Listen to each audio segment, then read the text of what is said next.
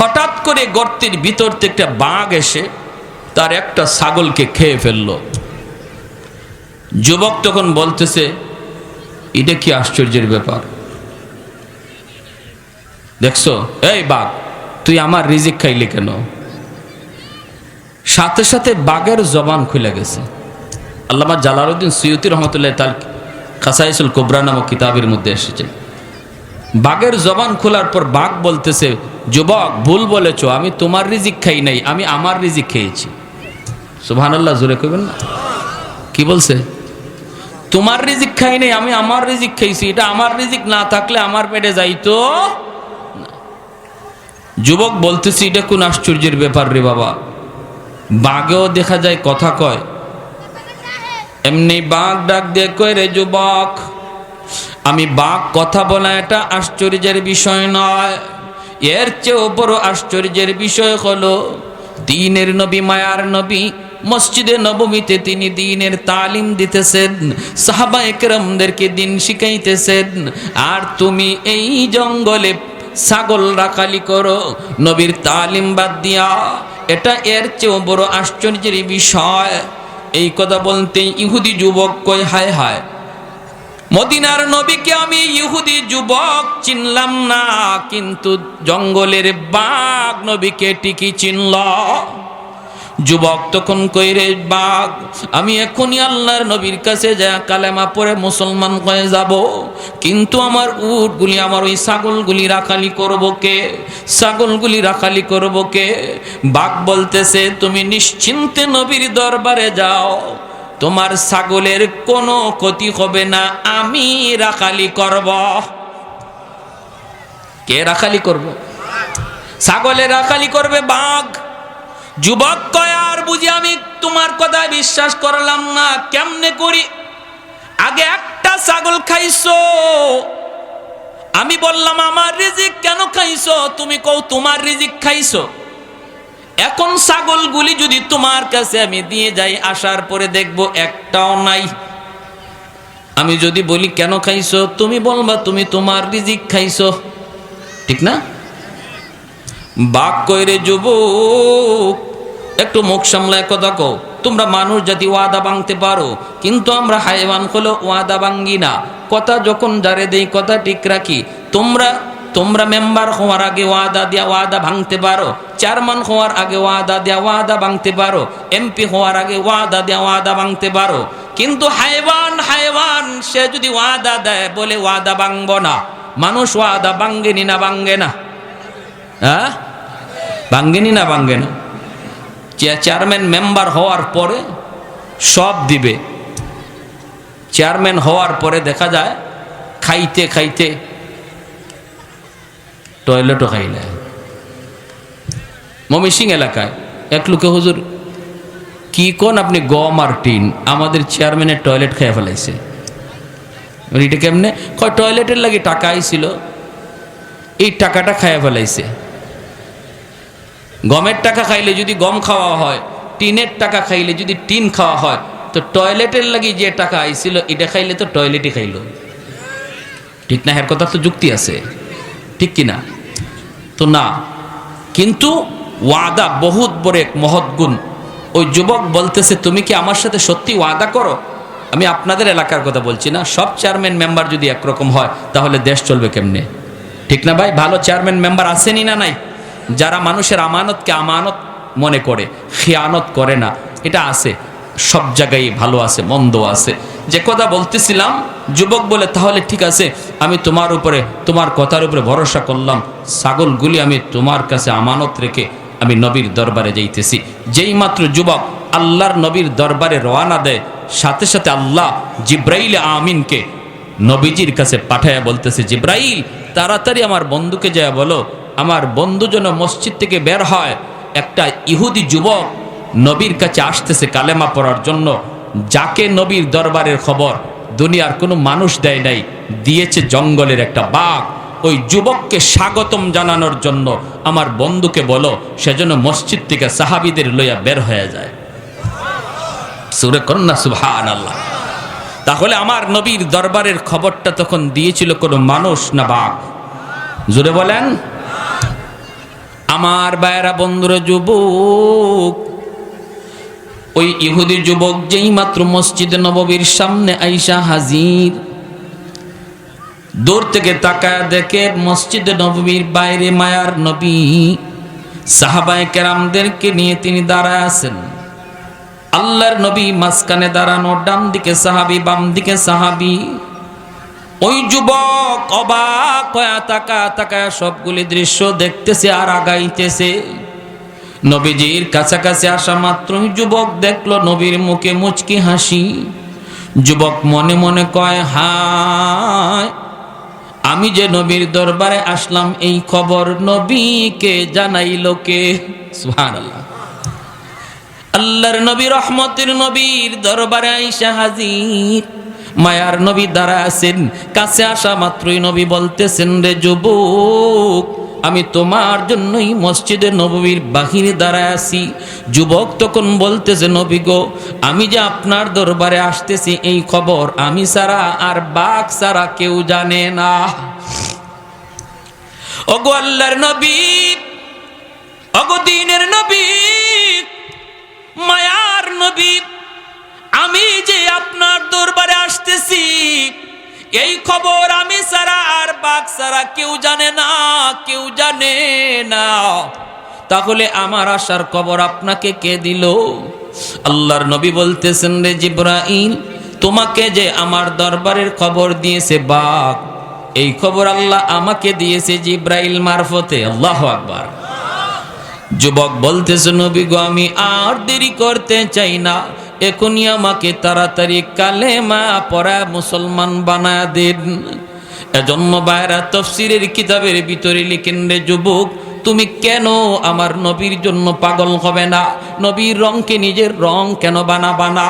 যদি তুমি পৃথিবীর কাউকে বড় তালাশ করো যে এমন একজন মহামানব যার অনুসরণ আমি করব, পৃথিবীর শ্রেষ্ঠ মহামানব ছিলেন আমার আপনার নবী, যার বরত্বের কথা শুধু মানুষ নয়, হায়ওয়ানাত পর্যন্ত স্বীকার করেছে। জোরে কোন সুবহানাল্লাহ।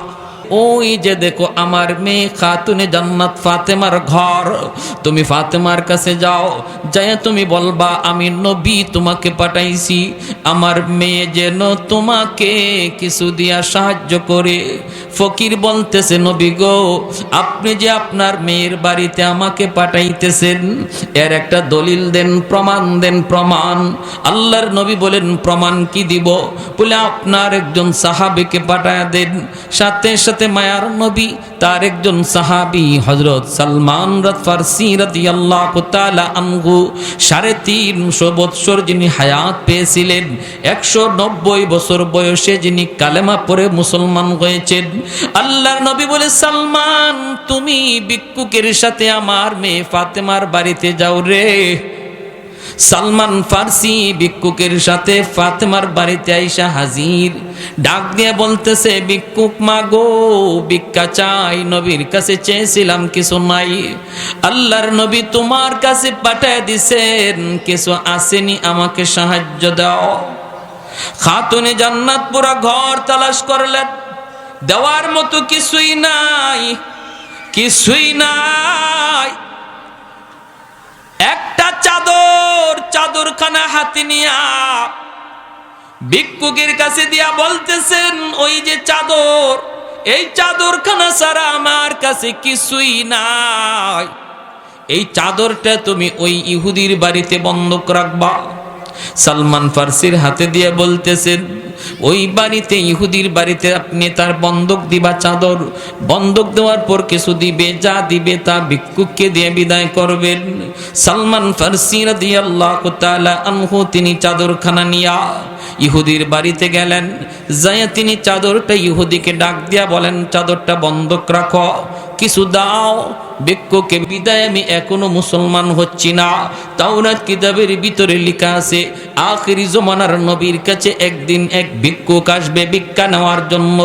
নবী তারে দিতে চাইবেন কিন্তু কিছুই পাবেন না, তামাম ঘর তালাশ করে কিছুই পাবেন না। তারপরও তারে খালি হাতে ফেরত না দিয়া মেয়ের বাড়িতে পাঠাবেন। মেয়েও ঘর তালাশ করে কিছুই পাবে না, একটা চাদর দিবে বন্ধক রাখার জন্য কোনো এক ইহুদির বাড়িতে। ওরে সালমান, আমি চাদরখানা দেখে চিনে ফেলেছি, এই চাদরটা হলো মুহাম্মাদুর রাসূলুল্লাহর মেয়ে খাতুনে জান্নাত ফাতেমার চাদর। অতএব যেই আলামতটা আমার পাওয়া এখনো বাকি ছিল, এই আলামতটাও আমি পায়া গেছি। আমাকে এখনই তাড়াতাড়ি কালেমা পড়ায়া মুসলমান বানায়া দাও। कौनैन मुख्तार खुदा तुमको बनाया, उम्मत का निगाहबान खुदा तुमको बनाया, उम्मत का निगाहबान खुदा तुमको बनाया। मौला मेरा आका मेरा रहमत की नबी है, ताजदार मदीना गे तुम्हारे अरबी गे, ताजदार मदीना गे तुम्हारे अरबी गे। अशजार ने देते हैं नबूवत के शहादात, तशकीक कमर में है तो अंगुल की इशारात, तशकीक कमर में है तो अंगुल की इशारात। একটু জোরে সুরে বলি আল্লাহু আকবার। মুসলমানের আওয়াজে সবাই বলি আল্লাহু আকবার। আল্লাহর নবী রহমতের নবী তখন এই আয়াত শোনায় জানায় দিলেন, আল্লাহ বলে দিলেন, রে সাওবান, শুধু তুমি একা নয়, উম্মতের ভিতরে যে কোনো উম্মত কিয়ামত পর্যন্ত আমার যত উম্মত দুনিয়ায় আসবে, যেই আমি নবীর সাথে জান্নাতে থাকতে চায়, তার একটাই সবক, একটাই পথ, সে যেন সব রং ছেড়ে দিয়া আমির নবীর রং ধরে, সে যেন সব মত ছেড়ে দিয়ে আমি নবীর মতকে মত বানায়, সব আদর্শ ভুলে গিয়ে আমি নবীর আদর্শকে আদর্শ বানায়। কিয়ামতের আগেও যদি সে দুনিয়ায় আসে, আল্লাহ পাক তাকেও মৌতের পর আমি নবীর সাথে জান্নাতে থাকার সুযোগ দিবে। তাহলে আমরা যারা নবীর সাথে জান্নাতে থাকার ইরাদা করেছি, আমাদেরও সুযোগ আসেনি না নাই? আর একটু জোরে আসেনি না নাই? তাহলে কি করা লাগবে? চেহারা নবীর নমুনায় বানাইতে হবে, চুলটা নবীর নমুনায় কাটতে হবে, পোশাকটা নবীর নমুনায় চাই, আদর্শটা নবীর নমুনায় চাই, খাওয়াটা নবীর নমুনায় চাই, ঘুমটা নবীর নমুনায় চাই, বিবাহ শাদীর অনুষ্ঠান নবীর নমুনায় চাই, ঠিক কি না? আজকে মুসলমানের চুলের কাটিং এর দিকে যদি তাকাই, বড় কষ্ট লাগে রে যুবক, কষ্ট লাগে যুবকের চুলের দিকে তাকাইলে বোঝা যায় না নবীর উম্মত না, নবীর উম্মত না, বোঝা যায় না। আজকে তোমার দিকে তাকাইলে খ্রিস্টানদের কথা ইয়াদ হয়, ইহুদ নাসারার নমুনার কথা ইয়াদ হয়, অথচ তোমার নমুনার দিকে তাকাইলে মদিনাওয়ালার কথা ইয়াদ হওয়ার কথা। বাইরে যত রং আমরা বদলাই, ইহুদিরা কিন্তু খুশি না। আমরা ওদেরকে খুশি করার জন্য চেহারার সুরত বদলাইছি, ওদেরকে খুশি করার জন্য পোশাকের ধরন বদলাইছি, ওদেরকে খুশি করার জন্য আমরা বিবাহের নমুনা বদলাইছি, এরপরও কিন্তু ইহুদিরা আমাদের উপরে খুশি না। আস্তে কেন জোরে বলেন? এরপরও কিন্তু নাসারারা আমাদের উপরে খুশি না, আর খুশি হবেও না, কখনো খুশি হবে না। মুসলমান যতই তুমি রং ধরো ওদের, ওরা কিন্তু কখনো তোমার উপর খুশি হবে না, কারণ তোমার দিলের ভিতরে দৌলতে ইমান, ইমানের কারণে দুশ্মন কখনো মুসলমানকে আপন ভাবে না। ইমান এত বড় এক দৌলত, এত বড় এক পাওয়ার, এই ইমান যার কাছে আছে, ইমানদার যদি সুরত বদলায় তবু ইহুদিরা তাকে আপন ভাববে না। প্যারে হাজিরিন, এজন্য যদি আপনই না ভাবলো, ওদেরকে যখন খুশি করতে পারলাম না, তাহলে আমি কেন আমার রং বদলাইলাম? আমি আমার মদিনাওয়ালার রং ধরে চলি, মদিনাওয়ালার আদর্শে চলি। দেখবেন আল্লাহ যিনি আমার প্রকৃত বন্ধু, তিনি আমাদের উপর রাজি হয়ে যাবেন। আর আল্লাহ যখন নবীর রং ধরার কারণে আল্লাহ রাজি হয়ে যাবেন, তখন আমরা হাত উঠাইতে দেরি হবে, সাহায্য আসতে দেরি হবে না। আমি আপনাদেরকে ছোট্ট একটা এক্সাম্পল দেই, শুনেন। দেখেন, দুজন বন্ধু বাংলাদেশে খুব ঘনিষ্ঠ বন্ধু, একজন আরেকজনকে ছাড়া কোথাও যায় না, একজন আরেকজনের ছাড়া কোথাও খায় না। এমন দুই বন্ধুর ভিতরে একজন বন্ধু বিদেশ চলে গেল, সৌদি আরব চলে গেল। ওখানে যাওয়ার পর দুনো বন্ধু শুধু ফোনে আলাপ করে, কিন্তু পাশে যাওয়ার তো আর সুযোগ নেই। দুজনের মনের মধ্যে বড় কষ্ট, বিশেষ করে যে বিদেশ গেছে তার খুব বেশি বেশি মনে পড়তেছে দেশের বন্ধুর কথা। হায়রে আমার বন্ধুরে ছেড়ে চলে আসলাম। ওই অবস্থায় সে ওখানে চলতে চলতে একজন মানুষকে পেয়ে গেল, যার নমুনা, যার সুরত, যার কথার ধরন, যার হাঁটার ভঙ্গি সব বাংলাদেশে রেখে আসা বন্ধুর নমুনায়, বন্ধুর মতো। তখন সে কি করলো, তার কাছে বিল্লা তার সাথে কথা বইলা বলতেছে, দোস্ত তুমি আমার দোস্ত না, কিন্তু বাংলাদেশে আমার একজন দোস্ত রেখে এসেছি, অবিকল তোমার মতো, এজন্য তোমারে দেখা আমার দোস্ত ডাকতে মন চায়, তোমার সাথে আমার বন্ধুত্ব করতে মন চায়, তোমারে দেখলে আমার বন্ধুর কথা ইয়াদ হয়। এই যে দেখেন, সে তার বন্ধুর নমুনা পাইছে, বন্ধুর ধরন পাইছে, এজন্য সে আপন বন্ধু না, কিন্তু বন্ধুর নমুনা ধরায় তারে বন্ধু বানায় নিছে, সাধারণ বন্ধু বানায় নিছে, ঘনিষ্ঠ বন্ধু বাংলাদেশে রয়ে গেছে। আল্লাহ বলেন, দুনিয়ার মানুষ, আমি আল্লাহর ঘনিষ্ঠ বন্ধু হলো মুহাম্মাদুর রাসূলুল্লাহ।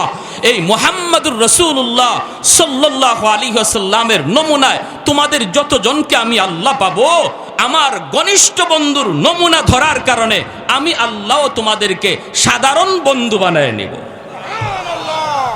আল্লাহ তখন সাধারণ বন্ধুর তালিকায় আমাদের নাম লিখে দিবে, যার মধ্যে নবীর রং যত বেশি পাওয়া যাবে, যার মধ্যে নবীর আদর্শ যত বেশি পাওয়া যাবে, যার মধ্যে আমার নবীর সুন্নত যত বেশি পাওয়া যাবে, সে আল্লাহর তত কাছের বন্ধু হয়ে যাবে। আর কোনো ভিন্ন লাইন নাই, ভিন্ন কোনো পথ নাই। বাজারে মাজারে জটাশা ল্যাংটাশা অমুক দরগা তমুক দরগায় গিয়া আল্লাহ পাওয়া যাবে না। আল্লাহ বলেন, আমি আল্লাহকে পাওয়ার একটাই পথ, আমার বন্ধুর নমুনায় নমুনা বানাও, বন্ধুর রঙে রঙিন হও। কুল ইন কুনতুম তুহিব্বুনাল্লাহ ফাত্তাবিউনি ফাত্তাবিউনি। বন্ধু বলে দাও, যারা আমি আল্লাহকে পেতে চায়, আমার ভালোবাসা পেতে চায়, তারা যেন তোমার দরবারে যায়, অর্থাৎ তোমার ইত্তেবা করে, তোমার অনুসরণ করে, তোমার রংকে নিজের রং বানায়, তোমার মতকে নিজের মত বানায়, তোমার আদর্শকে নিজের আদর্শ বানায়। যদি ওইভাবে সে চলতে পারে, আমারে খুঁজতে হবে না, আমি আল্লাহ তারে খুঁজে বের করে নিব। ইউহিব্বুকুমুল্লাহ, সে আমাকে, আমার ভালোবাসা পেয়ে যাবে, বিষয়টা এমন না। আল্লাহ বলেন, যদি তোমার অনুসরণ করে, আমি আল্লাহ তাকে খুঁজে বের করে নিব। সুবহানাল্লাহ। প্যারে হাজিরিন, এজন্য বলি আমার ভাই, বলুন দেখি, বর্তমান এই নাজুক পরিস্থিতিতে আমাদের সবচেয়ে বড় করণীয় হলো, আমরা আমাদের নবীর মতকে, নবীর রংকে নিজের রং বানাবো, নবীর সুন্নতকে নিজের সুন্নত, নিজের আদর্শ বানাবো। কারা কারা রাজি, একটু হাত উঠে আল্লাহকে দেখান। আমার ভাইরা বন্ধুরা, একটু হাত নামান। চারটা কাজের জন্য আল্লাহর নবীর পাগল সাহাবায়ে কেরাম। চারটা গুণ আল্লাহ তার হাবিবকে দিয়েছেন। এক নম্বর গুণ হলো জামাল, 2 নম্বর গুণ হলো কামাল, 3 নম্বর গুণ হলো নবীর নওয়াল, 4 নম্বর গুণ হলো কারাবত। এই 4টা গুণ নবীর মধ্যে ছিল। এই 4 গুণের কোনো একটা গুণ যদি কারো কাছে থাকে রে যুবক, তার জন্য মানুষ পাগল হয়ে যায়। এক নম্বর হলো জামাল, সৌন্দর্য। এমন একটি গুণ, সৌন্দর্য এমন একটি গুণ, সুন্দরের কারণে বহু মানুষ সুন্দরের পাগল। কেউ কয়, তুই তার জন্য এত পাগল হলি কেন? কয়, দেখছনি কত সুন্দর, সুন্দরের পাগল মানুষ, সুন্দরের পাগল, ঠিক কিনা? পৃথিবীর শ্রেষ্ঠ সুন্দর আমার নবী, আপনার নবী, রহমতের নবী ছিলেন। ইউসুফ আলাইহিস সালামের সৌন্দর্য ছিল শুভ্র, আর আমার আপনার নবীর সৌন্দর্য ছিল লাবণ্যময়ী। নবী বলেন, আখি ইউসুফু সবিহুন ওয়া আনা মালিহুন, আমার ভাই ইউসুফ তিনি ছিলেন শুভ্র আর আমি হলাম লাবণ্যময়ী। এজন্যই নবীর সুন্দর চেহারার দিকে তাকাইয়া বহু বেঈমান কালেমা পড়ে মুসলমান হয়েছে। শুধু নবীর সৌন্দর্য দেইখা বহু বেঈমান কালেমা পড়ে মুসলমান হয়েছে। কেন সুন্দর, কেন এত সুন্দর? হযরত হাসান রাদিয়াল্লাহু তাআলা আনহু তিনি তার কবিতার ভিতরে বলেন, ওগো নবীজি, আপনার চেহারার দিকে তাকাইলে মনে হয় এত সুন্দর চেহারা পৃথিবীতে আল্লাহ কাউকে দেয় নাই। আপনার চেহারার দিকে তাকাইলে মনে হয় কোনো মা এত সুন্দর সন্তান জন্ম দেয় নাই। খুলিকতা মুবাররাআম মিন কুল্লি আইবিন কাআন্নাকা খুলিকতা কামা তাশাউ। নবী গো, আপনার চেহারার দিকে যখন তাকাই তখন আমি আপনার চেহারায় কোনো খুঁত পাই না, কোনো ত্রুটি পাই না। যেন মনে হয় আল্লাহ আপনার মর্জি মতো আপনাকে বানাইছে। চোখ যখন বানায় যেন আল্লাহ আপনারে জিজ্ঞেস করেছে, বন্ধু আমার, আমি আল্লাহ তোমার চোখ বানাবো, কেমনে বানাইলে তুমি খুশি একটু বলো।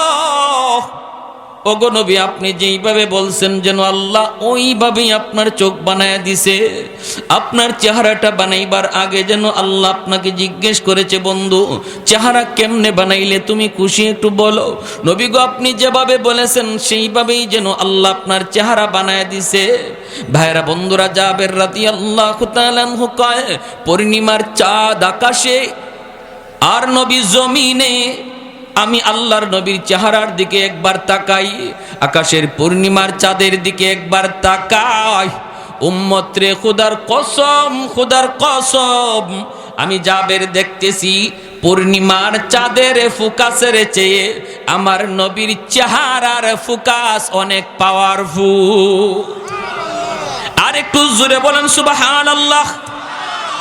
10,000 ইয়ামেনের কাফেলা মক্কার জমিনে আসলো। আবু জাহেল খবর পেয়ে রাস্তায় দাঁড়িয়ে গেল। ওই লোকগুলা যদি মুহাম্মদের কাছে যায় কালেমা পড়ে মুসলমান হয়ে যাবে, না মুহাম্মদের কাছে যাইতে দেয়া যাবে না। রাস্তার পাশে দাঁড়ায়া দাঁড়ায়া আবু জাহেল তাদের অপেক্ষায় রয়েছে। ইয়ামেনের 10,000 কাফেলা যখন রাস্তার মধ্যে নেতাকে পেয়ে গেল, মক্কার নেতা ডাক দিয়ে বলতেছে, নেতা তুমি এখানে দাঁড়িয়ে দাঁড়িয়ে কি করো? আবু জাহেল কয়, আমি তো তোমাদের জন্যই দাঁড়ায় আছি। কেন? কয়, আমাদেরই এক ভাতিজার নাম তার মুহাম্মদ, এমন এমন কথা বলে যেই কথা শুনলে পরে বাপ বেটায় ঝগড়া হয়, ভাই ভাই ঝগড়া হয়। তোমরা মক্কায় আসছো, চলে যাবা কিন্তু মুহাম্মদের সাথে দেখা করবা না। মুহাম্মদ মস্ত বড় পাগল। নাউজুবিল্লাহ। আর একটু জোরে নাউজুবিল্লাহ। আবু জাহেল নবীকে কি কইছে? জোরে বলেন। মুহাম্মদ পাগল, পাগলের কাছে যাও না। লোকগুলা কই, ঠিক আছে নেতা, তোমার কথা কি আমরা ফালাইতে পারি? তুমি নিশ্চিন্তে বাড়িতে চলে যাও, আমরা মুহাম্মাদুর রাসূলুল্লাহর কাছে যাব না। আবু জাহেলকে বাড়িতে পাঠিয়ে দিল। এইবার তার একজন আর একজনকে জিজ্ঞেস করে, দোস্ত জীবনে কত পাগলই তো দেখলাম, এটা আবার কেমন পাগল? যেই পাগলের কাছে যাইতে আবু জাহেলের মতো নেতা রাস্তায় দাঁড়ায় রয়েছে আমাদেরকে নিষেধ করার জন্য, মনে হয় জেনতেন কোনো পাগল হবে না। না না, এমন পাগল না দেখে ইয়ামেন যাওয়া যায় না। দোস্ত তুমি কি বলো? একজন একজন করে সবাই কয়, হ পাগল। এটা কেমন পাগল দেখা লাগবে, কারণ নেতা রাস্তায় দাঁড়ায় দাঁড়ায় পাগল দেখতে নিষেধ করে। ইয়ামেন যাব না পাগল না দেখা। বলুন তো আবু জাহেল পাগল কইয়া আমার নবী থেকে ওদেরকে দূরে সরাইছে নাকি আগ্রহ আরো বাড়াইছে? মানুষ জাতির অভ্যাসটাই এমন। আল ইনসানু হারিসুন ফিমা মুনিয়া। মানুষকে যেদিকে নিষেধ করা হয় এদিকে আরো বেশি যায়। ওইদিকে হয়তো ছেলে যেতই না, ওই রাস্তা দিয়া যেতই না, কিন্তু বাবা বা কোনো মুরব্বী বা বড় ভাই যখন বলে যে ওই রাস্তা দিয়ে যাস না, আমি একটা সাপ দেখে আসছি, তখন তার যাওয়ার আগ্রহ আগের চেয়ে আরো ডাবল বাড়ে, ঠিক না? যে এটা কেমন সাপ একটু দেখতে হবে, জাতি সাপ না বেজাতি সাপ একটু দেখতে হবে। হয়তো এই রাস্তা দিয়ে সে যেত না, অন্য রাস্তায় চলে যেত, আগ্রহ বাড়ছে সাপ খাওয়ার কারণে। ঠিক তেমনি ওই মানুষগুলা হয়তো বা তারা খবর পেত না, কিন্তু যখনই আবু জাহেল বলছে এই জেনতেন পাগল না, এই পাগলের কাছে গেলেই বাপ বেটায় ঝগড়া লাগে, ভাই ভাইয়ে ঝগড়া লাগে, স্বামী স্ত্রীতে ঝগড়া লাগে, এরা এটা আবার কেমন পাগল রে? এ তো সাধারণ কোনো পাগল হবে না, জীবনে তো বহু পাগল দেখছি, এই পাগল না দেখে যাওয়া যায় না। সিদ্ধান্ত সবাই ফাইনাল, তারা আল্লাহর নবীর কাছে যাবে। জোরে কোন সুবহানাল্লাহ। আল্লাহর নবী, রহমতের নবী, মায়ার নবী, খানায়ে কাবার সামনে নবী কোরআন তেলাওয়াত করেন গো। আমার নবী খানায়ে কাবার সামনে কোরআন তেলাওয়াতে মগ্ন। ওই অবস্থায় ইয়ামেনের 10,000 কাফেলা নবীজির সামনে যে দাঁড়ালো, দাঁড়ায় দাঁড়ায় তারা কোরআন তেলাওয়াত শুনতেছে। একজন আরেকজনের দিকে তাকায় কয়, দোস্ত জীবনে কত পাগলের কথা শুনলাম, কোন পাগলের কথা এত সুন্দর হয় না রে। কোরআন এত সুন্দর কারণ হলো কোরআন কার কালাম? আর একটু জোরে বলেন, কার কালাম? আর রহমান আল্লামাল কোরআন খালাকাল ইনসান আল্লামাহুল বায়ান। কত সুন্দর ছন্দ। ওয়াশ-শামসি ওয়া দুহাহা ওয়াল কমারি ইযা তালাহা ওয়ান নাহারি ইযা জাল্লাহা ওয়াল লাইলি ইযা ইয়াগশাহা ওয়াস সামাই ওয়া মা বানাহা। কত সুন্দর ছন্দ মিলায় মিলায় আল্লাহ তার কথাগুলি বলেছেন। ইয়ামেনের 10,000 কাফেলায় কয়, জীবনে কত পাগলের কথা শুনলাম, কোন পাগলের কথা এত সুন্দর হয় না। এ দোস্ত চেহারার দিকে তাকা দেখ, জীবনে কত পাগলের চেহারা দেখলাম।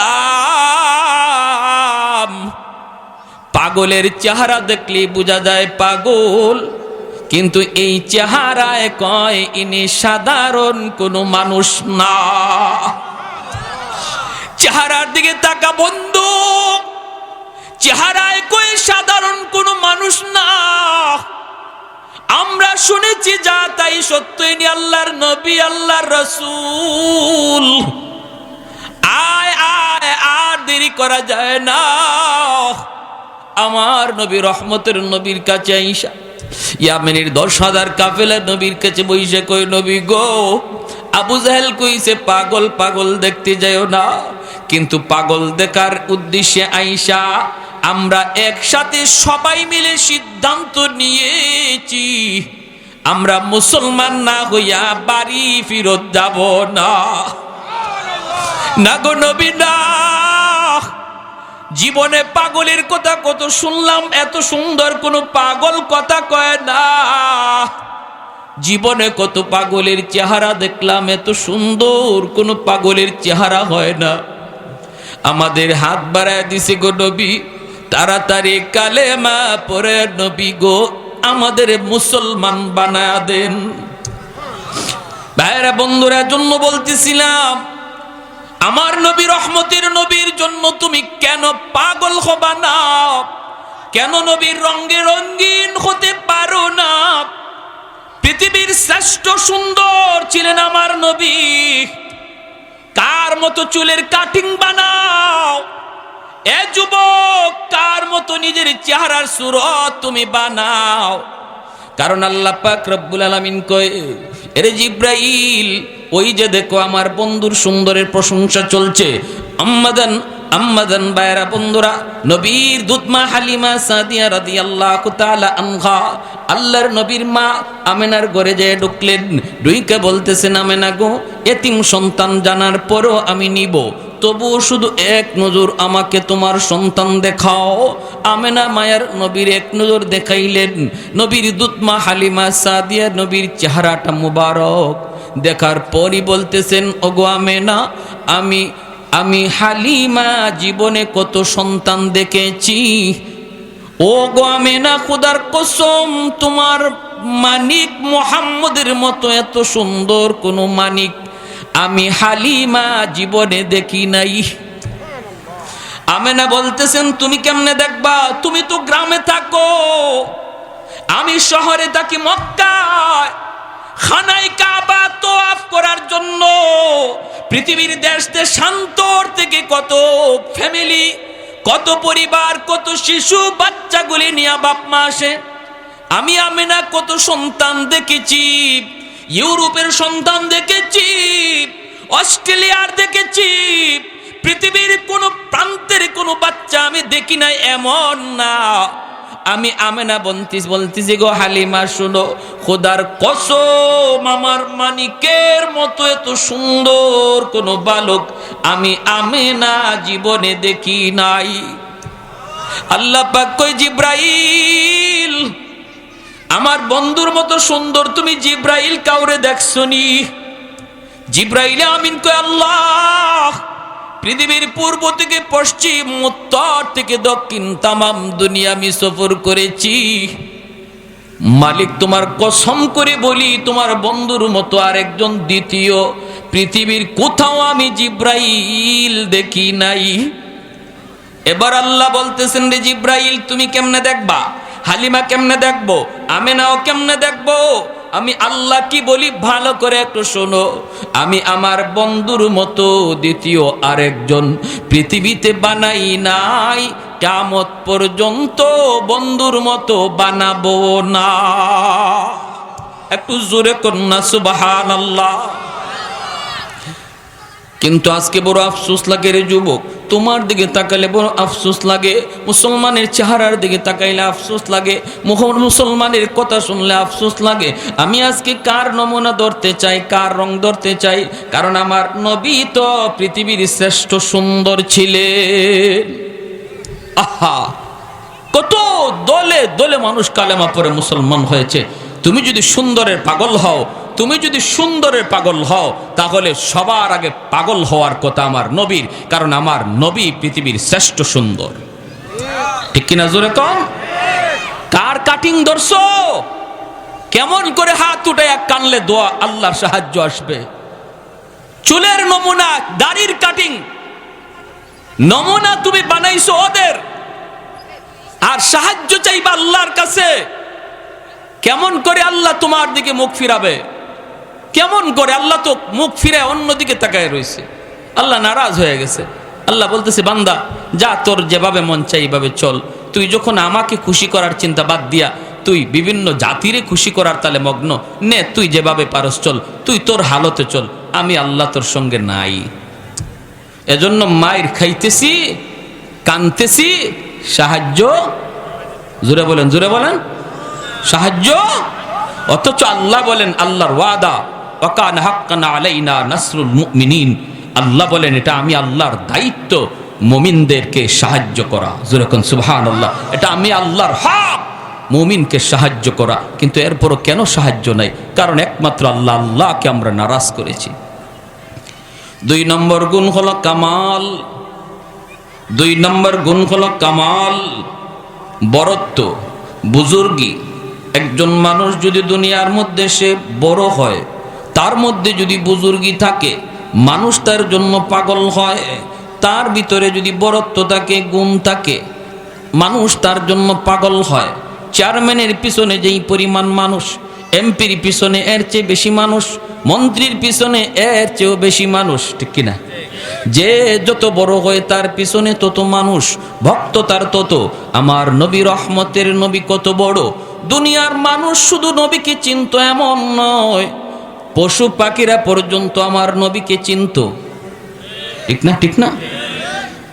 হালিমা সাদিয়া মায়ার নবীকে কুলে নিয়া যখন উটের পিঠে বসবেন, ছোট্ট বাবু নবীজি, নবীকে নিয়ে তিনি নিয়ে যাবেন, উটের পিঠে উঠছেন।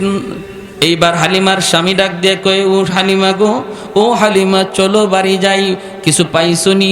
হালিমা সাদিয়া বলতেছে স্বামী গো কিছু না, চেহারাটা একবার তাকায় দেখো, চেহারা দেখলে মনে হয় আমরা সব পায়া গেছি।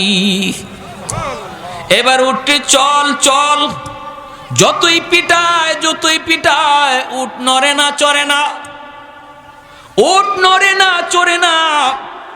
উঠে চল চল, উট নড়ে না চড়ে না, হাঁটবে দূরের কথা। এইবার উট আল্লাহর কাছে জবান চায়, মালিক। খাসাইসুল কুবরা নামক কিতাবের ভিতরে আল্লামা জালালউদ্দিন সুয়ুতি লিখেন, যেই মাত্র উটকে পিটানি দিছে, উট কাঁদে আর কয়, মালিক, ও মালিক, তুমি তো জবান দিয়েছ মানুষকে, আমি উটকে জবান তুমি দেও নাই, এজন্য আমার কোনো আপত্তি নাই, অভিযোগ নাই।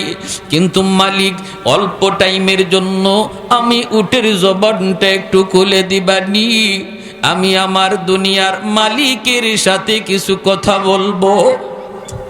আল্লাহর হুকুমে উটের জবান আল্লাহ খুলে দিলেন। উট ডাক দেয়া কয়, মালিক, আমাকে যতই পিটাও যতই মারো, আমি উট কিন্তু নড়ব না চড়ব না গো। কারণ তোমার বিবি, তোমার স্ত্রী কাকে কুলে নিয়া তোমার পিছনে বসছে, তুমি তারে না চিনলেও আমি উট তারে চিনে ফেলেছি। ইনি দয়ার নবী, রহমতের নবী, মায়ার নবী, যেই নবীর উসিলায় আল্লাহ কায়নাত সৃষ্টি করেছে। ওই নবীকে যদি তোমার পিছনে বসাও, বেয়াদবি হয় মালিক, বেয়াদবি হয়। তুমি পিছনে চলে যাও, মায়ার নবীকে সামনে বসাও, আমাকে মারা লাগবে না, আমি উট দ্রুত বেগে দৌড়াইতে থাকব। হালিমা সাদি আল্লাহর নবীকে লইয়া যেই মাত্র উটের সামনে চলে আসলেন, স্বামী পিছনে চলে গেলেন, উটটা দ্রুত উঠে গেল। উইটা উট রওনা দিবে, তখন আবার ডাক দিয়ে কই, মালিক, আমি উটের লাগামটা মক্কায় আসার সময় তোমার হাতে ছিল, এখন যেহেতু রহমাতুল লিল আলামিন আমি উটের পিঠে বসছে গো, আমি উটের লাগামটা নবীর নরম হাতে তুমি ধরা দাও। কারণ নবী যখন যার পিঠে উঠছে, কায়নাতে সেই শ্রেষ্ঠ হয়ে গেছে। আমার পিঠে নবী জীবনের প্রথম উঠল, আমি উট পৃথিবীর সকল উটের আগে চলে যাব, আমার মর্যাদা বেড়ে যাবে। আমি উটের লাগামটা নবীর হাতে ধরে দাও। যেই মাত্র নবীর হাতে উটের লাগাম ধরাইছে, উটটা বিদ্যুতের বেগে চলা শুরু হয়েছে। ভাইরা বন্ধুরা, এজন্য বলতেছিলাম, নবীকে, নবীর বরত্ব মহত্ব শুধু মানুষে জানে এমন নয়, হায়ওয়ানাত পর্যন্ত জানে, ঠিক কিনা? নবীজি মসজিদে নববীতে বসা সাহাবায়ে কেরামদেরকে দ্বীনের তালিম দেন। এই দিকে মসজিদে নববীর অদূরেই একটা পাহাড়ি অঞ্চল, ওই পাহাড়ি এলাকার মধ্যে একটা যুবক, একটা ইহুদি যুবক কিছু ছাগল রাখালি করতেছে। হঠাৎ করে গর্তের ভিতর থেকে একটা বাঘ এসে তার একটা ছাগলকে খেয়ে ফেলল। যুবক তখন বলতেছে, এটা কি আশ্চর্যের ব্যাপার, দেখছো, এই বাঘ, তুই আমার রিজিক খাইলি কেন? সাথে সাথে বাঘের জবান খুলে গেছে। আল্লামা জালালউদ্দিন সুয়ুতি রহমতুল্লাহ তাল খাসাইসুল কুবরা নামক কিতাবের মধ্যে এসেছে, বাঘের জবান খোলার পর বাঘ বলতেছে, যুবক, ভুল বলেছ, আমি তোমার রিজিক খাই নাই, আমি আমার রিজিক খেয়েছি। সুবহানাল্লাহ, জোরে কইবেন না? কি বলছে?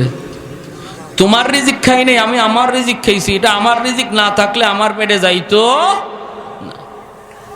যুবক বলতেছি, এটা কোন আশ্চর্যের ব্যাপার রে বাবা, বাঘেও দেখা যায় কথা কয়।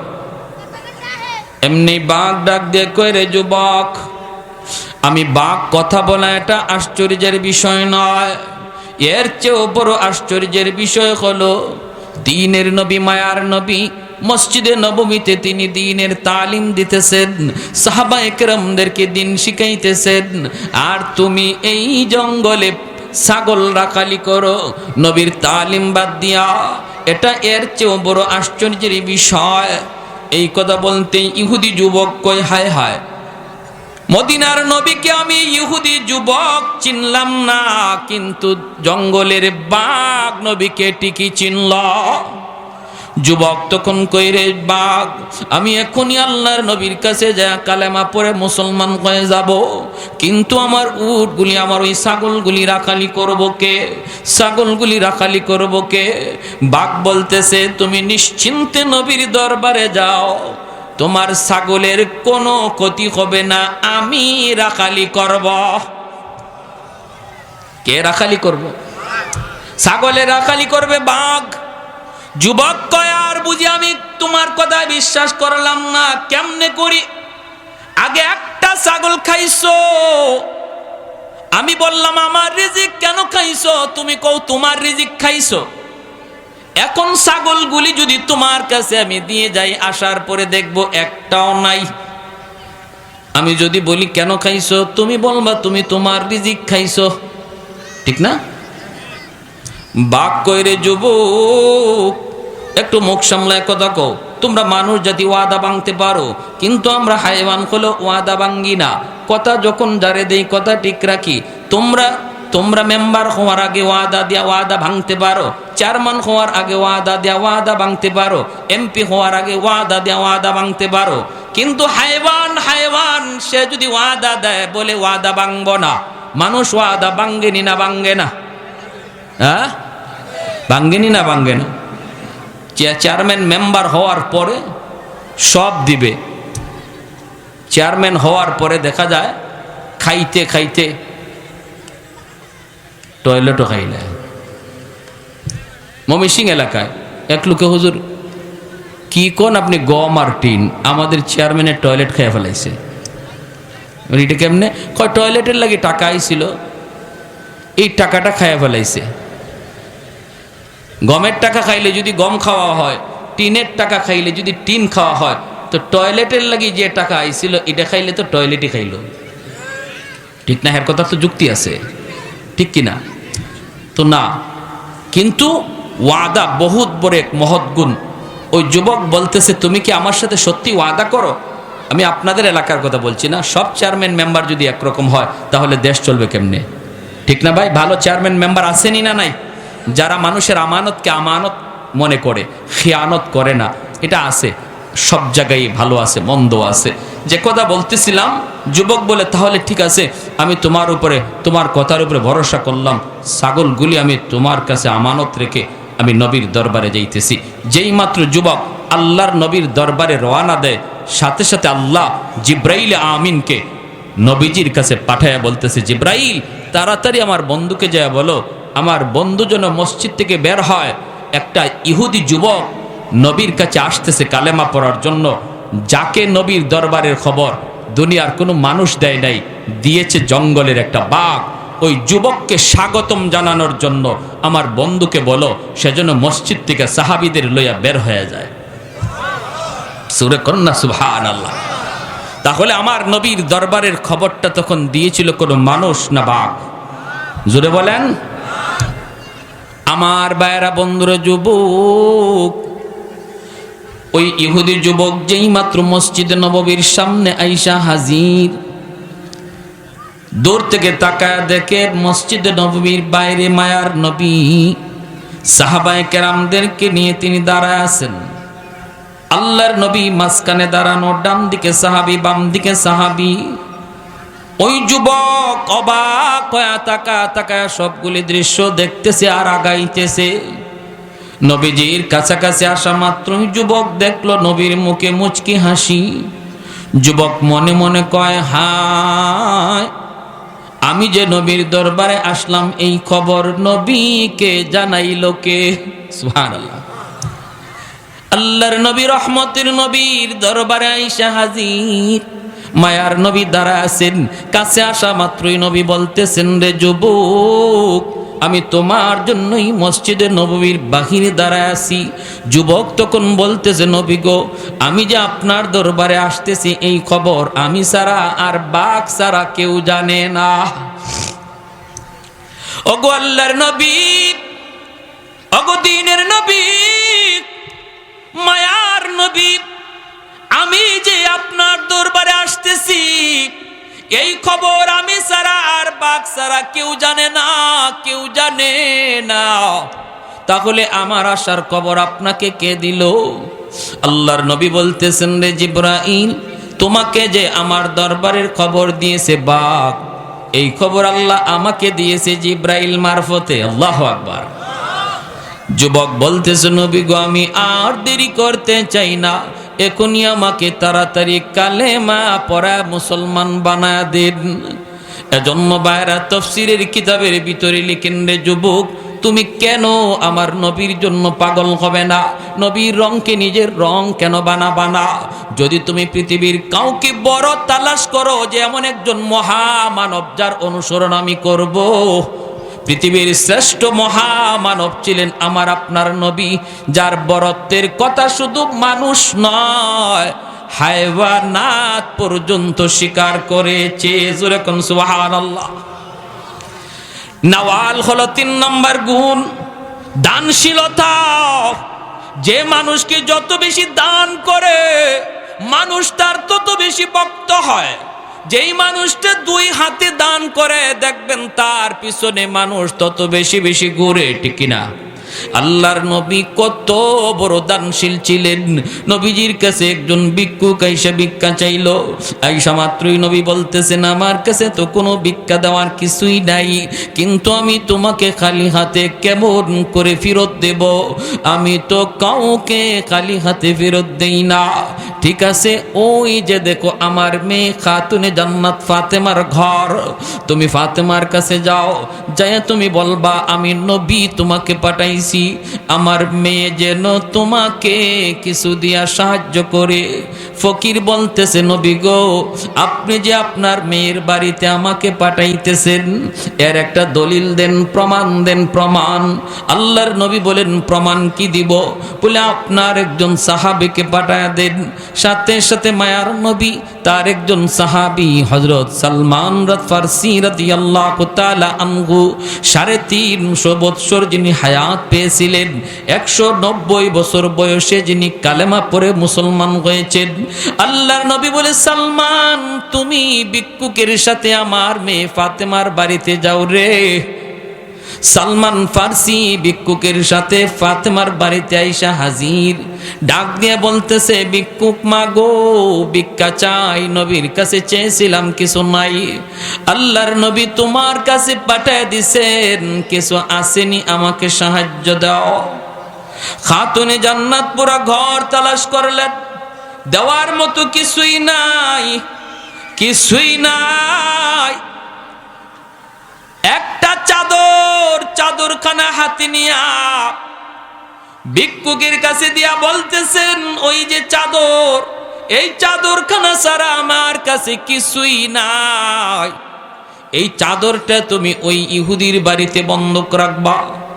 সালমান ফারসির হাতে দিয়ে বলতেছেন, ওই বাড়িতে, ইহুদির বাড়িতে আপনি তার বন্ধক দিবা চাদর। বন্ধক দেওয়ার পর কিছু দিবে, যা দিবে তা ভিক্ষুককে দিয়ে বিদায় করবেন। সালমান ফারসি রাদিয়াল্লাহু তাআলা আনহু তিনি চাদরখানা নিয়া ইহুদির বাড়িতে গেলেন।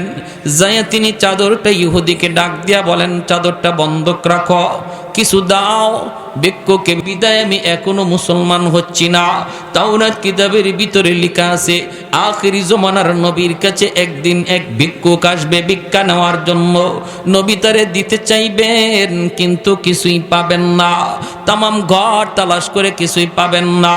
তারপরও তারে খালি হাতে ফেরত না দিয়া মেয়ের বাড়িতে পাঠাবেন। মেয়েও ঘর তালাশ করে কিছুই পাবে না। একটা চাদর দিবে বন্ধক রাখার জন্য কোনো এক ইহুদির বাড়িতে। ওরে সালমান, আমি চাদরখানা দেখে চিনে ফেলেছি, এই চাদরটা হলো মুহাম্মাদুর রাসূলুল্লাহর মেয়ে খাতুনে জান্নাত ফাতেমার চাদর। অতএব যেই আলামতটা আমার পাওয়া এখনো বাকি ছিল, এই আলামতটাও আমি পায়া গেছি। আমাকে এখনই তাড়াতাড়ি কালেমা পড়ায়া মুসলমান বানায়া দাও। আর একটু জোরে কোন সুবহানাল্লাহ। তাহলে আমার নবী দানশীলতা কেমন ছিলেন? নবীজির দান করার গুণ কি পরিমাণ ছিল? তুমি যদি আজকে মানুষের পিছনে ঘুরো কারণ সে দানবীর, তার দিল বড়, তাহলে পৃথিবীর ছোট্ট পৃথিবীর শ্রেষ্ঠ দানবীর মন বড় ছিল আমার নবী, রহমতের নবী, মায়ার নবী। ঠিক কিনা ভাই? এজন্য আল্লাহ বলেছেন, বন্ধু ও বন্ধু, তুমি জানাও তোমার এক সাহাবী সাওবানের শুধু কথায় নয়, তার কথার জবাবে আমি আল্লাহ জানায় দিলাম, তাম পৃথিবীর যে কোনো মানুষ যদি সে তোমার সাথে জান্নাতে থাকতে চায়, আমি আল্লাহ কথা দিলাম, যদি সে তোমার রঙে রং বানায়, তোমার মতে মত বানায়, আমি তাকে তোমার সাথেই জান্নাতে থাকার সুযোগ দিব। এই যে মাদ্রাসা, আপনাদের এলাকার নুরানি তালিমুল কোরআন মাদ্রাসা, কোনো নেতার আদর্শ শেখানো হয় না, এই মাদ্রাসায় আমার নবীর আদর্শ শেখানো হয়। আওয়াজ আসতে কেন? আর একটু জোরে, আর একটু জোরে। লেনিন, কার্ল মার্কস, মাও সেতুংয়ের আদর্শ মাদ্রাসায় পড়ানো হয় না, মাদ্রাসায় আদর্শ শেখানো হয় পৃথিবীর শ্রেষ্ঠ মহামানব, শ্রেষ্ঠ আদর্শের অধিকারী নবী মুহাম্মদুর রাসূলুল্লাহর আদর্শ। এজন্য মাদ্রাসার ছাত্র উস্তাদের জুতা ঠিক করে দেয়, মুরব্বীদের শ্রদ্ধা করে, মাদ্রাসার ছাত্র আদব শিখে, কায়দা শিখে, মানুষের সাথে বেয়াদবি করে না, কারণ খুলুকে আজিমের অধিকারী নবীর আখলাক তাদেরকে শেখানো হয়। প্যারে হাজিরিন, আমরা যারা এই মাদ্রাসার সাথে জড়িত, একটু বসেন, বেশি কথা বলবো না আমি, অল্প সময়, আর বেশি কথা বলবো না, অল্প সময় একটু বলেন। যারা মাদ্রাসায় সন্তান দিছেন, আপনার কি মাদ্রাসার সন্তান দিয়া নিজেরে মনে করতেছেন যে ঠকছেন? যারা মাদ্রাসায় সন্তান দিয়েছেন ঠকছেন? আমার আব্বা একটু একটু একটু একটু এক মিনিট, আমার আব্বা একজন সরকারি হেলথ ইন্সপেক্টর, আমার ভাই আইন মন্ত্রণালয়ের সচিব। আমাকে আমার আব্বা যখন স্কুল থেকে মাদ্রাসায় দেন, তখন আমার চাচারা বাধা দিয়েছেন, সাবধান, নিপোলাটারে স্কুলে, প্রাইমারি স্কুলে বৃত্তি পাইছে, এই ছেলেটারে তুমি মাদ্রাসায় দিতেছ, জীবনে চলবো কেমনে, খাইব কিভাবে, পরিবার পালবো কি করে? সমাজে এমন কিছু মানুষ আসেনি না নাই, মাদ্রাসায় দিলে কয় নিজে চলবো কেমনে? হ্যাঁ, আল্লাহ পাক রব্বুল আলামিন আমার আব্বার দিলের ভিতরে মাদ্রাসার প্রতি মহব্বত ঢুকাই দিয়েছেন। ইনি বলতেছে কেমনে চলবো, কেমনে খাইবো জানি না, তবে এতটুকু শুনছে আলেমদের জবানে, মানুষ সৃষ্টির আগে আল্লাহ রিজিকের ফয়সালা করে রাখছে। সুবহানাল্লাহ, জোরে খান। মানুষ সৃষ্টির আগে আল্লাহ রিজিক বাউ করে রাখছে। অতএব আমার ছেলে মাদ্রাসায় পড়লে কেমনে খাবে, কেমনে চলবে সেটা আমি জানি না, জানেন আমার আল্লাহ। আমারে যখন আমার চাচারা জিজ্ঞেসেন, বাবা স্কুলে পড়বা না মাদ্রাসায় পড়বা, আমি বলছি মাদ্রাসায় পড়বো। আলহামদুলিল্লাহ। কিয়ামতের ময়দানে একখান হাদিস বলে শেষ দিচ্ছি, শুধু মনোযোগ দিয়ে শুনেন। বাপ মা জাহান্নামে যাবে, ছেলে হাফেজ হওয়ার কারণে, আলেম হওয়ার কারণে। ইমানের পরে সবচেয়ে বড় মহাদৌলত ইলমে দ্বীন। একজন মুমিনের ইমানের পরে সবচেয়ে বড় দৌলত হলো কোরআন হাদিসের জ্ঞান। এই জ্ঞানের কারণে আল্লাহ যখন তার জান্নাত দিবে, কিছু দূর যাইয়েই কি আল্লাহ আমার বাপ মা সারা আমি জান্নাতে যাইমু না। আরো আসতে কোন সুবহানাল্লাহ। আল্লাহ পাক বলবেন যাও জাহান্নাম থেকে তার বাপ মারে তুইলে আনো। রেওয়ায়ত যদিও দুর্বল, কিন্তু ফাজাইলের জন্য বলা যায়, জাহান্নাম থেকে বাপ মারে তুইলে আনার সময় তার দাদা দাদি, নানা নানি তার বাপ মারে ধরব, দৈরে কইব, বাইরে বাবারা তোমরা তো তোমাদের সন্তানের সুপারিশে আজকে জান্নাত পেয়ে গেছো, জাহান্নাম থেকে মুক্তি পেয়ে গেছো, কিন্তু সে তো আমাদেরও নাতি, আমরা তো কম মায়া করি নাই। দাদা বলবে আমি কত আদর করলাম, কত মায়া করলাম, কাঁদে লয়া লয়া আমার নাতিরে আমি ঘুরছি। নানায় কইব নানার বাড়িতে যখন আইছে আমি তারে লইয়া কত জায়গায় ঘুরছি, যা চাইছে আমার বাইয়ে তা খাওয়াইছি। একটু যায় তোমরা কইও যেন দাদা দাদির জন্য, নানা নানির জন্য একটু সুপারিশ করি। তার বাপ মা যখন আইব জান্নাতে, বাপ মারে নিয়ে রওনা দিব, কিছুক্ষণ পরেই বাপ মা আবার থেমে যাবে। ডাক দিয়ে কইব আব্বা তুমি থামলা কেন, মা তুমি কেন থামছো গো? তখন বাপ মা কইব বাবা তুমি যদি তোমার বাপ মা ছাড়া জান্নাতে না যাও, আমরাও আমাদের বাপ মা ছাড়া জান্নাতে যাইমু না। আল্লাহ ফেরেশতাদেরকে বলবে যাও কোরআনের পাখির দাদা দাদি নানা নানির নিয়ে আসো। সুবহানাল্লাহ। কোন ওই এলাকার মানুষগুলি তার দাদা দাদি নানা নানির ধরব, দইরা কইব বাইরে তোমরা তো তোমাদের নাতির সুপারিশে জান্নাত পেয়ে গেছো, কিন্তু আমরা তো ওই এলাকার মানুষ, যে এলাকার মাদ্রাসায় পইরা সে হাফেজ হইছে, আলেম হইছে, আমরা তো তারে সাহায্য করছি, খাওয়ার ব্যবস্থা করছি, টাকার ব্যবস্থা দিছি। আমরা তো তার মাদ্রাসায় 1000 2000 এক বস্তা 2 বস্তা চাউল দিছি, টাকা খাওয়ার ব্যবস্থা আমরা করছিলাম। এজন্যই তো সে কোরআন সিনায় নিতে পারছি। একটু যাইও তোমরা তোমাদের নাতিকে একটু বইলো, আমরা জাহান্নামের আগুনে পড়ে গেছি, বিপদে পড়ে গেছি, যেন একটু আল্লাহর কাছে সুপারিশ করে। দাদা দাদি নানা নানি জাহান্নাম থেকে উইটা আসার পর ডাক দিয়া কইব, বাইরে যেই এলাকার মাদ্রাসায় পইরে তুমি হাফেজ হইছ, ওই এলাকার মানুষ, কিছু মানুষ জাহান্নামে দেখে আসছি, আমাদেরকে দইরা দইরা কাঁদছে, কার তারা তোমাকে খাওয়া টাকার ব্যবস্থা করে দিছিল। তখন ওই কোরআনের পাখি নবীর হাদিস বলে, নবী বলেন ওই কোরআনের পাখি তখন কইব, আল্লাহ ওই মানুষগুলা সারাও আমি জান্নাতে যাইমু না। আল্লাহ পাক বলবে, যাও ওই মানুষগুলিকে 2টা সারিতে দাঁড় করাও, মাঝখান দিয়া আমার কোরআনের পাখি রে ছেড়ে দাও। মানুষগুলা 2 সারিতে দাঁড় করানো হবে, মাঝখান দিয়া কোরআনের পাখি যায়, আর একজন একজন করে তারে চিনে ফেলে। হাদিস শরীফে আল্লাহর নবী বলেন, একজনে বলে, হুজুর আপনি আমাকে চিনছেননি? কে তুমি? কয় আনাল্লাযী সাকাইতুকা মা, আমি আপনাকে 1 গ্লাস পানি পান করাইছিলাম। কিছু দূর যাওয়ার পর আর একজনে কইব, হুজুর আপনি আমাকে বুঝি চিনছেন? বলি তুমি কে? কয় আনাল্লাযী ওয়াহাবতু লাকা ওযুআ, আমি আপনাকে 1 বদনা ওযুর পানি দিছিলাম। নবী বলেন, এইভাবে একজন একজন করে অসংখ্য মানুষ মাদ্রাসায় সহযোগিতার কথা তারা ইয়াদ করায় দিব। আল্লাহর নবী বলে, তখনই ওই কোরআনের পাখি আল্লাহ পাক রব্বুল আলামিনের কাছে তাদের জন্য সুপারিশ করবে। আল্লাহ পাক তখন বলবে, ফেরেশতারা রে, আমার ওই কোরআনের পাখিকে যারা যারা চিনতেছে, আর সে যাদেরকে চিনতেছে সব সহ জান্নাতে দিয়া দাও, কারণ সবাই জান্নাতে ঢুকলে আমি আল্লাহর জান্নাতের কোনো কমতি হবে না। রব্বানা যালামনা আনফুসানা ওয়া ইল্লাম তাগফির লানা ওয়া তারহামনা লানাকুনান্না মিনাল খাসিরিন। রব্বিরহামহুমা কামা রব্বায়ানি সগীরা, রব্বিরহামহুমা কামা রব্বায়ানা সগীরা। রব্বুল আলামিন কুদরতি নজরে, মায়ার নজরে একটু তাকায় দেখো, তোমার বান্দারা বসে বসে তোমার কথা, তোমার হাবিবের কথা শুনতেছে।